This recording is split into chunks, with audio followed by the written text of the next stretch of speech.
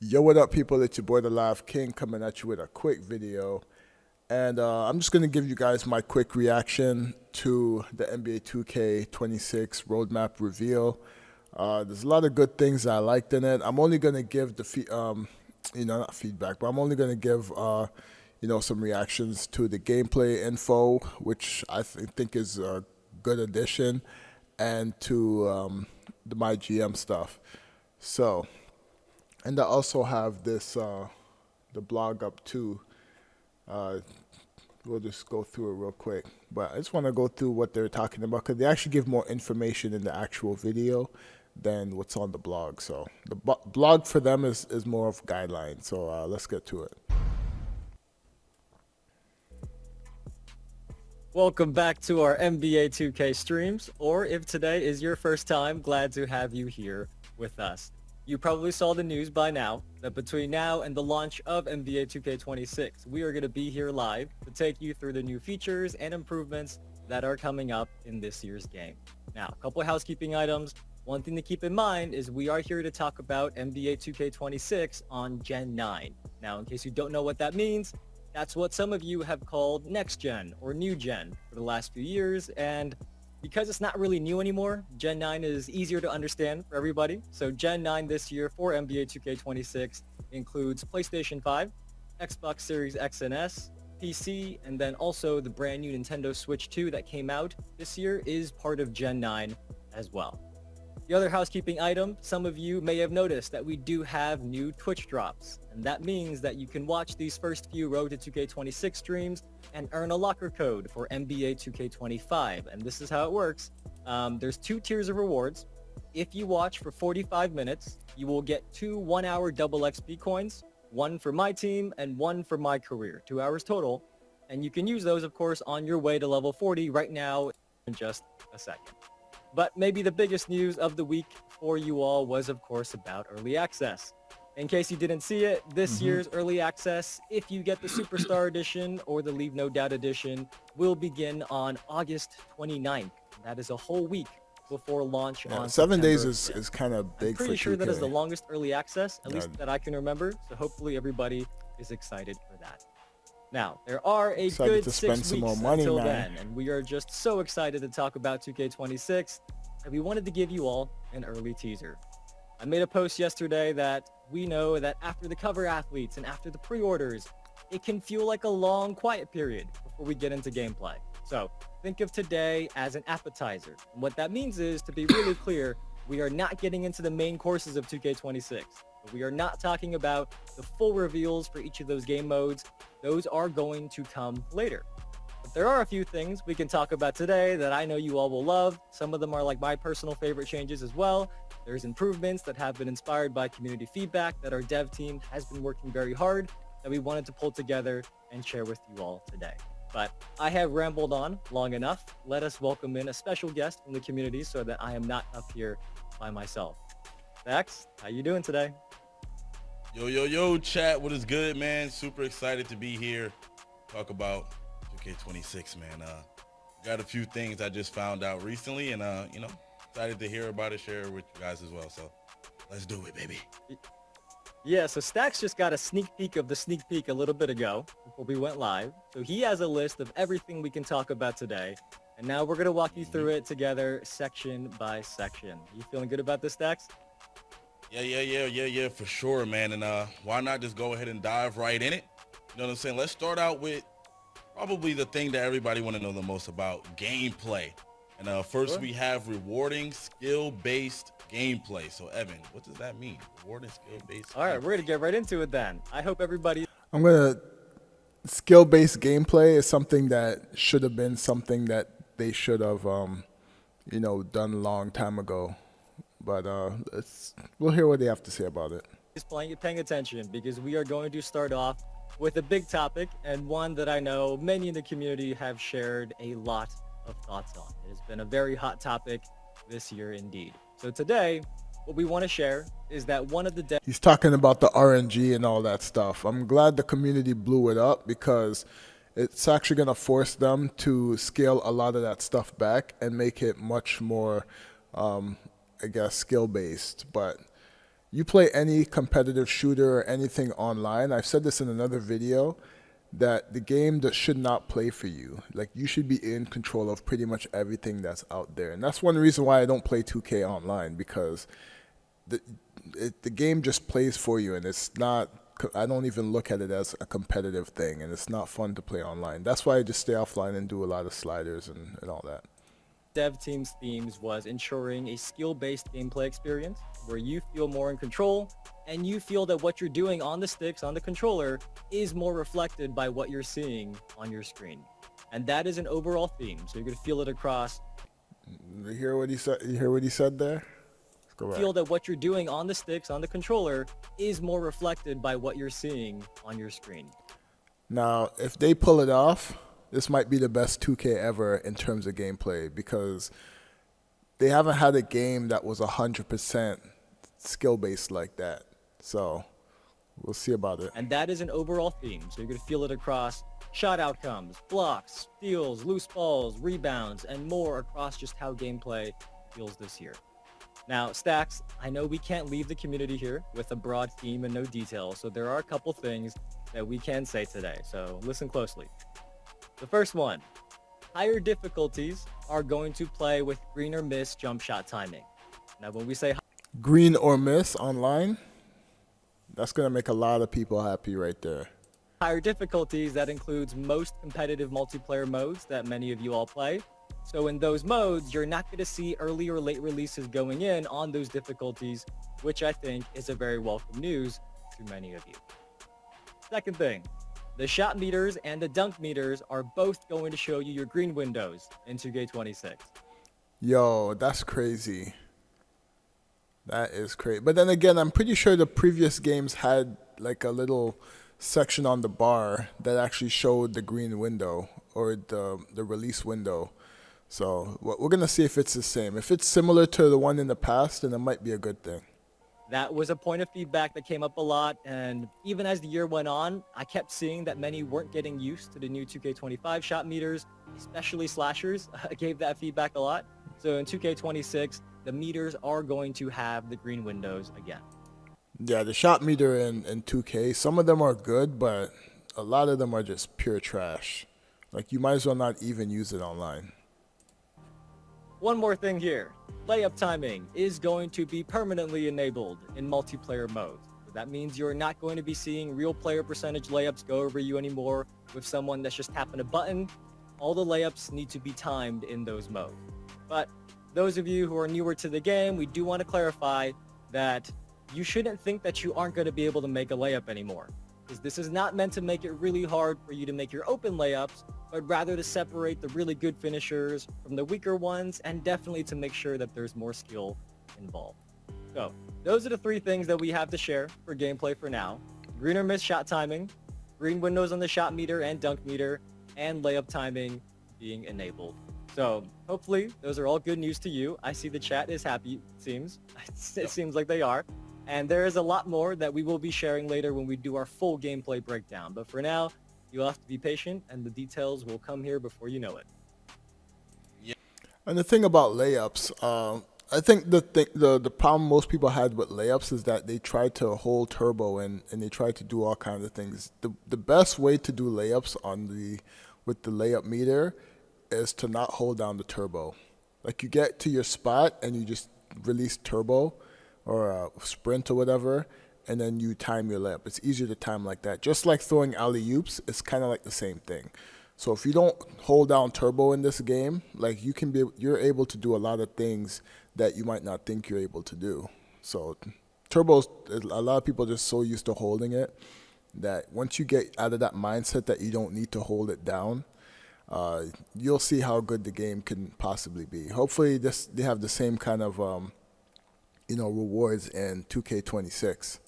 Yeah, and those all sound like things that, throughout the year the community was talking about, and changes that they wanted to see be made. So it's good that we're finally getting those things in 2K26. With that being said, I also want to know what they did with the shot contest system, because if you're going to have skill-based gameplay, I want to know if they still have different types of windows for the shot contest, because the shot contest system, to me, it needs a whole revamp.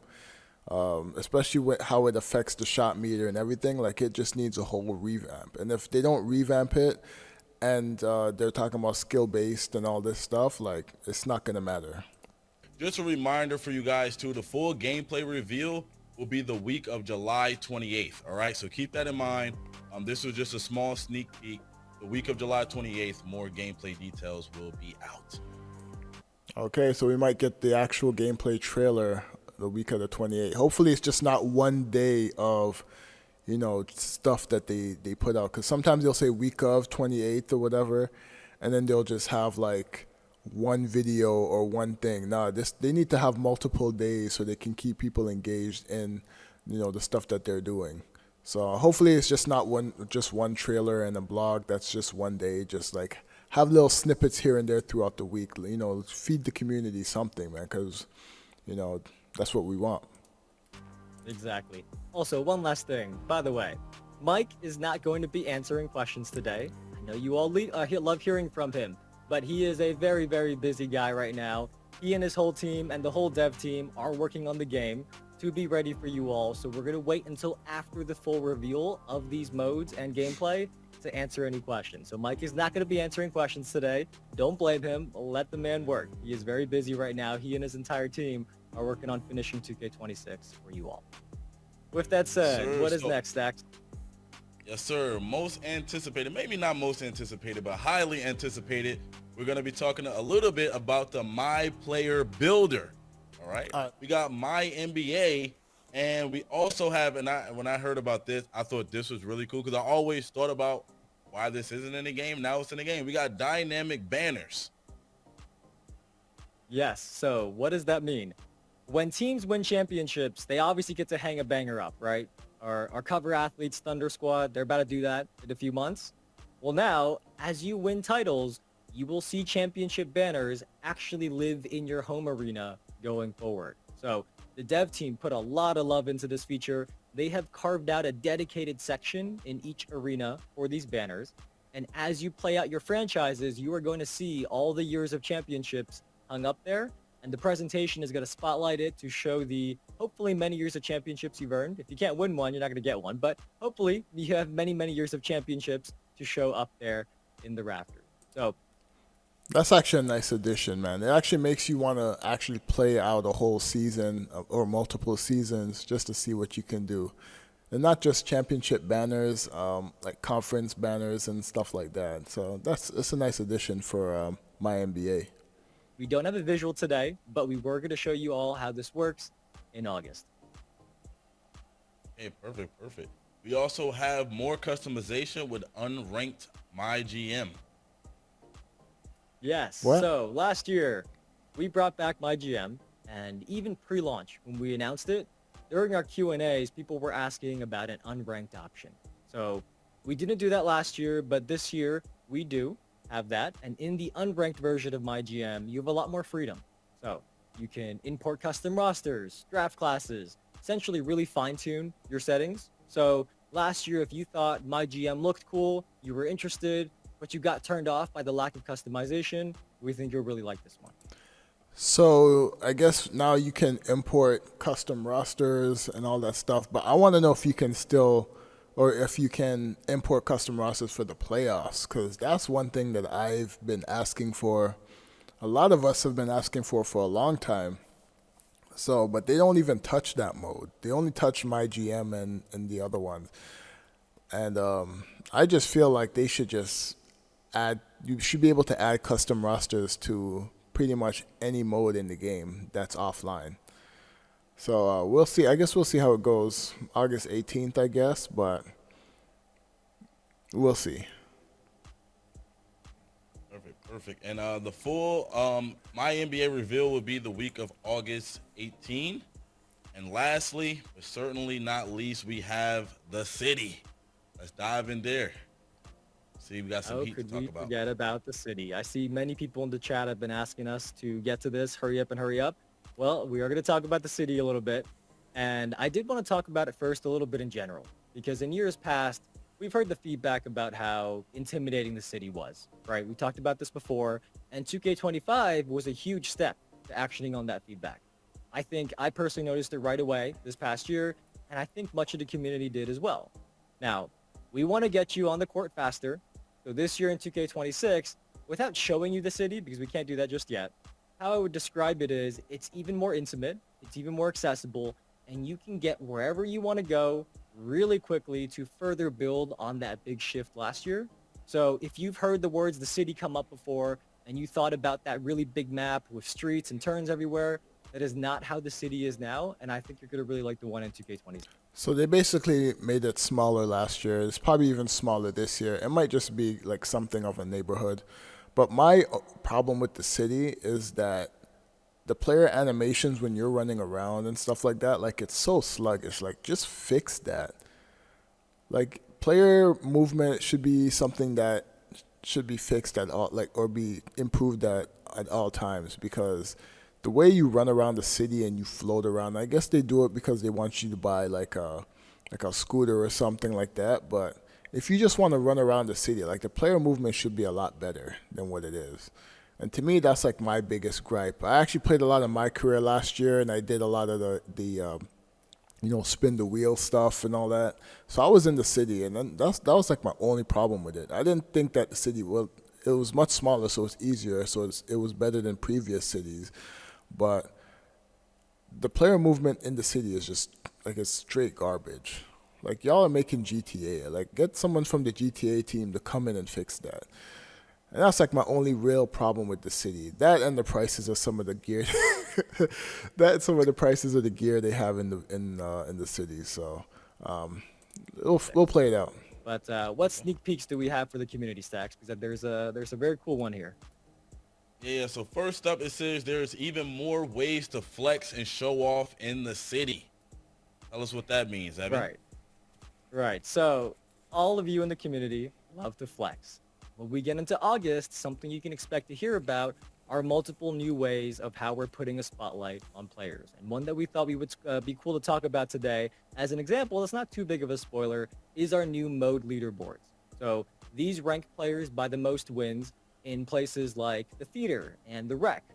And the cool thing is the top player each day is going to have a big 12-foot statue of their My Player built outside of that mode's building. If you are the number one player that day, Yeah, that's whenever funny. somebody walks in, you are going to be looking down on them, kind of intimidating. Yeah, that shit is So funny, man. that is just one example. We can't talk about the other new additions That here is just yet, funny. but you will hear more very soon later in the summer.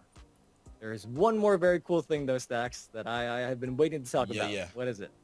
Yeah. So this one right here, in terms of people that play in the park and stuff like that, this is probably the number one thing. And I noticed like a theme throughout this thing is a lot of community feedback.